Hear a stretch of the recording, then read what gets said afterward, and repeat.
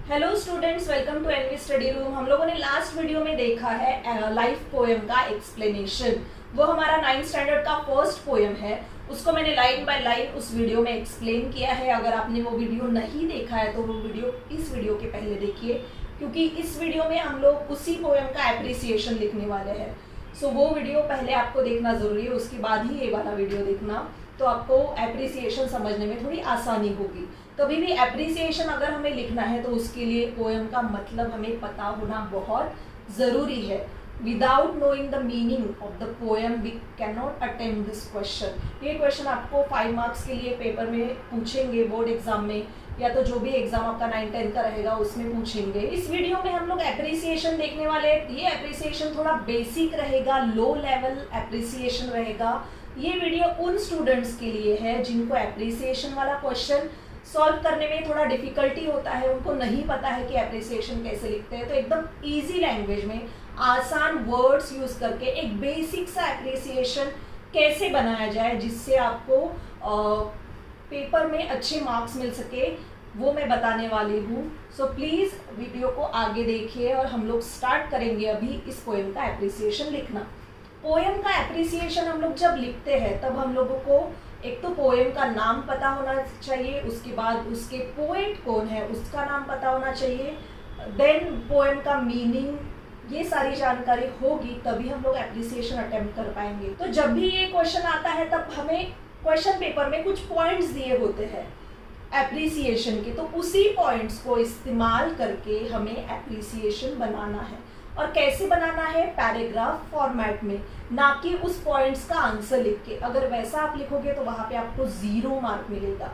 तो इसीलिए ध्यान में रखना है कि क्वेश्चन पेपर में जो भी पॉइंट्स दिए रहेंगे उसके आधार पे उसको यूज करके हमें पैराग्राफ फॉर्मेट में एप्रिसिएशन बनाना है। तो वो कुछ पॉइंट्स है वो मैं यहाँ पे लिख देती हूँ। सबसे पहले तो हमें वहाँ पे लिखना है टाइटल, उसके बाद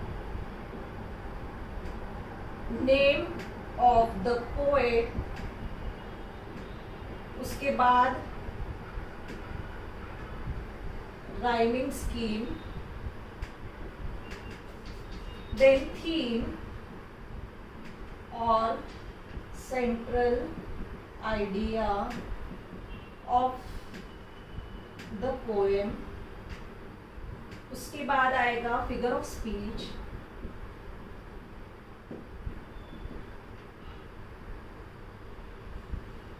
उसके बाद favourite lines, then why I like और डोंट लाइक द पोएम। ये कुछ पॉइंट्स वहाँ पे दिए रहेंगे, इसके बेसिस पे आपको एक पैराग्राफ फॉर्मेट में एप्रिसिएशन बनाना है। तो लेट्स स्टार्ट। सबसे पहले what is the title of the poem? Poem का टाइटल क्या है? लाइफ। सो हम लोग लिखेंगे यहाँ पे the title of the poem is life, और इसको हमें लिखना है इन्वर्टेड कॉमा में। क्यों इन्वर्टेड कॉमा में लिखना है? क्योंकि टाइटल है, इसीलिए the title of the poem is life. पहले ही मैंने बताया है कि ये जो एप्रिसिएशन है ये बेसिक लेवल का है, तो इसीलिए हम लोग ज़्यादा फैंसी वर्ड्स यूज़ नहीं करेंगे या ज़्यादा बड़े बड़े वर्ड्स यूज़ नहीं करेंगे। हम लोग एक ऐसा एप्रिसिएशन बना रहे हैं जो सारे बच्चों के लिए समझने में आसान रहे। So the title of the poem is life, then the name of the poet. तो हम लोग लिखेंगे this poem is written by, यहाँ पे आपको पोएट का नाम पता होना बहुत ज़रूरी है, अदरवाइज यहाँ पे आप लोग कुछ नहीं लिख पाओगे। इसीलिए जब आप लोग एप्रिसिएशन लर्न करेंगे या तो जब पोएम पढ़ेंगे तो तुरंत ही वहाँ पे आपको पोएट का नाम भी लर्न करना है। This poem is written by Charlotte Bronte. Okay, this poem is written by Charlotte Bronte. उसके बाद what is the rhyming scheme of the poem. तो राइमिंग स्कीम भी आपको पता होना चाहिए। राइमिंग स्कीम क्या होता है, जो लास्ट वाले राइमिंग वर्ड्स आते हैं उनका एक स्कीम बनाया जाता है, उसको बोलेंगे राइमिंग स्कीम। तो इस पोएम का राइमिंग स्कीम क्या है वो हम लोग देखेंगे। The rhyming scheme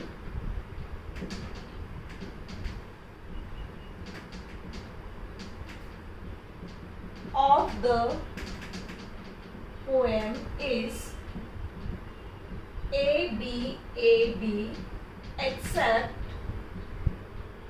the first stanza।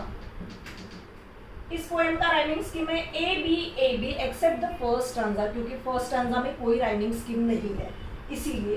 तो यहाँ तक हमारा हो गया है। उसके बाद है theme, central idea of the poem. Poem का थीम क्या है, थीम मतलब वो पोएम किस मुद्दों के आधार पर है। थीम क्या है पोएम का, या तो सेंट्रल आइडिया, पोएम का मेन जो बेसिक सेंट्रल आइडिया है क्या है, पोएटेस हमें क्या बताना चाहती है, तो पोएट हमें क्या बताना चाहता है वो हमको इसमें लिखना है। मीन्स इन शॉर्ट पोएम किस चीज़ के बारे में है। तो जैसे मैंने लास्ट वीडियो में बताया कि पोएम इज अबाउट लाइफ, तो यहाँ पे हम लिखेंगे this poem is about life। Poetess wants to tell us that life is not a dream। Poetess हमें क्या बताना चाहती है कि लाइफ कोई ड्रीम नहीं है।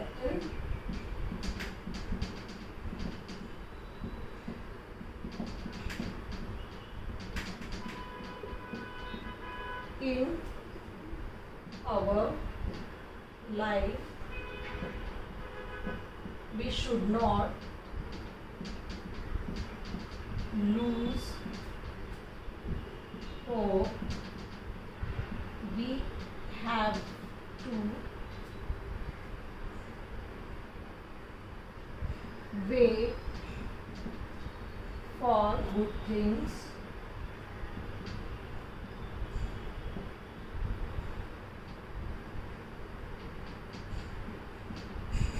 you have to wait for good things to happen, always be positive towards life। Okay, this poem is about life। Poetess wants to tell us that life is not a dream, bad things will happen in our life, we should not lose hope, we have to wait for good things to happen, always be positive towards life। Poetess हमें बताना चाहती है कि हमारे ज़िंदगी में बहुत सारा बुरा समय आएगा, लेकिन हमें अपनी होप नहीं लूज करनी है, हमें ऑलवेज लाइफ के टूवर्ड्स हमें पॉजिटिव अप्रोच रखना है। Always we have to think about positivity, और उसी तरीके से हमें लाइफ अपनी जीनी। ये है पोएम का मेन थीम, सेंट्रल आइडिया जो पोएटेस हमें बताना चाहती है, जो यहाँ पे हम लोगों ने लिखा। बाद में हमें पूछा गया है फिगर ऑफ स्पीच, पोएम में कौन सा फिगर ऑफ स्पीच यूज किया है, तो हम लोग यहाँ पे लिखेंगे there are many figure of speech. Example यहाँ पे है मेटाफर, उसके बाद पर्सोनिफिकेशन।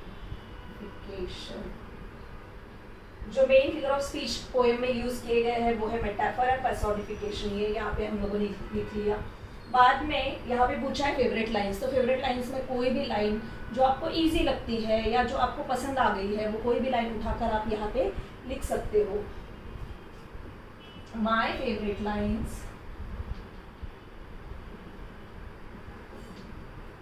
आर, यहाँ पे मैं लिख रही हूँ life believe it not a dream, so dark as sages say। मैं यहाँ पे लिख रही हूँ life believe is not a dream, dream so dark as sages say. These are my favorite lines. यहाँ पे आप लोग कोई भी 2 लाइन उठा के फेवरेट लाइंस में लिख सकते हो. उसके बाद पूछा why I like don't like the poem, कि आई लाइक द पोएम और वाई, उसके लिए आप फिक्स एक आंसर लिख दो.